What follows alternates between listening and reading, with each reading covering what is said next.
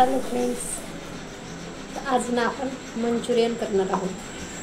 कसे कडक आणि चविष्ट आणि रुचकर होतात बघा.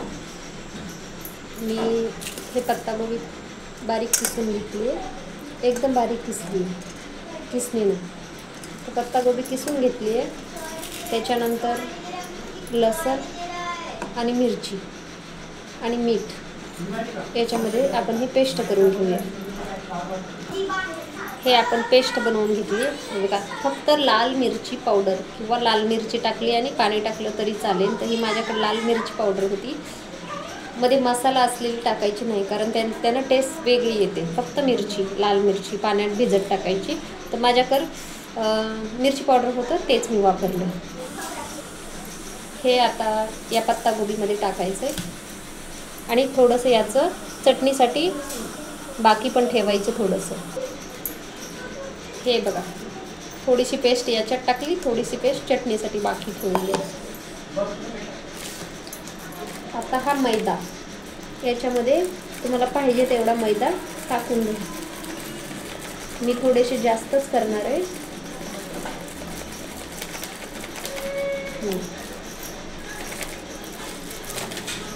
हा मैदा, याच्यात थोडं मीठ टाकून घेऊया. मीठ जास्त टाकू नका, कारण जास्त झाल्यावर बरोबर लागणार नाही. तुम्ही याच पद्धतीनं करून बघा. मार्केटमध्ये भेटतात ना, त्याच्यासारखे एकदम रुचकर आणि एकदम टेस्टी लागणार. आता हे आपण पीठ मळून घेऊया. आणि याच्यामध्ये पाणी जास्त घालायचं नाही, कारण या पत्तागोबीमध्ये पाणी जास्त असतं ना. तर थोडं थोडं करून घाला, एकदम टाकू नका. एकदम टाकलं तर ते जास्त पाणी होईल. तर हा आहे फ्रूट कलर, तुम्हाला पाहिजे तसा वापरा, जास्त पण टाकू नका. आता मी हा चटणीच्या पेस्टमध्ये पण थोडासा टाकून घेणार आहे.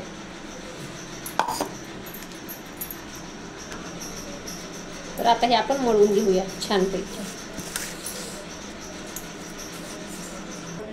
हे बघा, हे आता माझं पीठ मळून रेडी झालंय. तर आता आपण चटणीला तडका देऊया. गॅस एकदम कमी केलाय आणि त्याच्यात ना थोडंसं तेल टाकायचं, थोडंसं. याला तेलाची काही जास्त गरज नसते. आता हे आहे दुकानामध्ये मक्याचं पीठ मिळालेलं. याच्यात थोडंसं आपण पाणी घालूया. तुम्हाला पाहिजे तेवढं तुम्ही घाला. आणि पीठ 1 चमचा 2 चमचे तुम्ही टाकू शकता.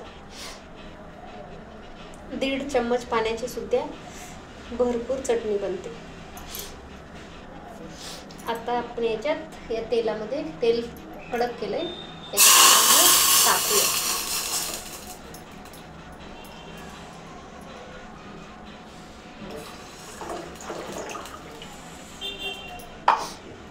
आणि याला चमच्यानं थोड्या वेळ हलवायचं.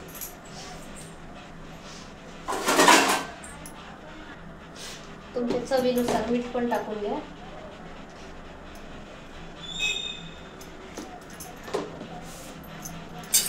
आता याला थोड्या वेळ हलवत राहायचं छोट्या चमच्याने,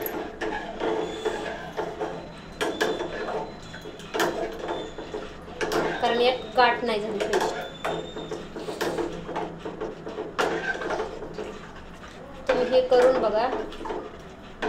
ही चटणी बनतानाच तुम्हाला असा वास यायला लागेल, जसं की आपण मार्केटमध्ये जाताना कसं एखाद्या स्टॉलच्या बाजूने वास येतो, तसा बिलकुल तसा वास यायला लागणार.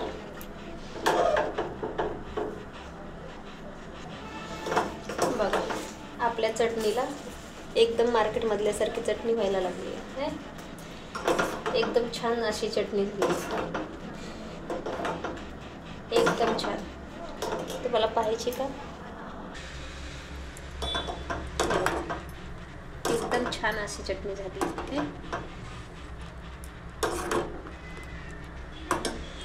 चटणीसाठी दुकानात पीठ मिळतं, मक्याचं पीठ बोललं की देतात. आता ही चटणी 2 मिनिटं ठेवायची आणि एकदम रेडी झाली. आता हे साईडला ठेवून घेऊया थंड होण्यासाठी. आता आपण तेल ठेवणार आहोत मंचुरियनचे गोळे तळण्यासाठी. तेल गरम होण्यासाठी ठेवलेले.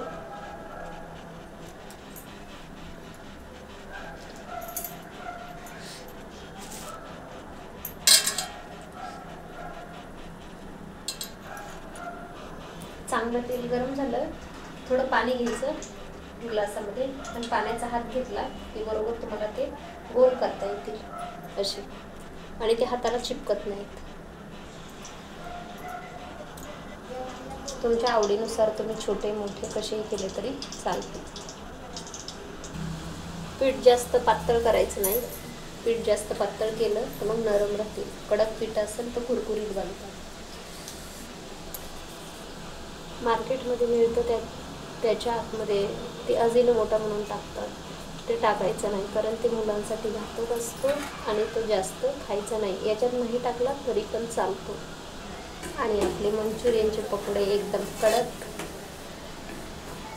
आणि एकदम छान झाले.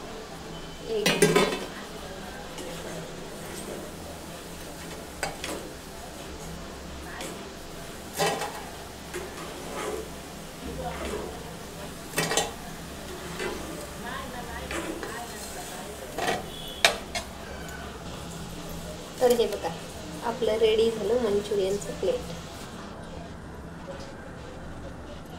तर चला मग.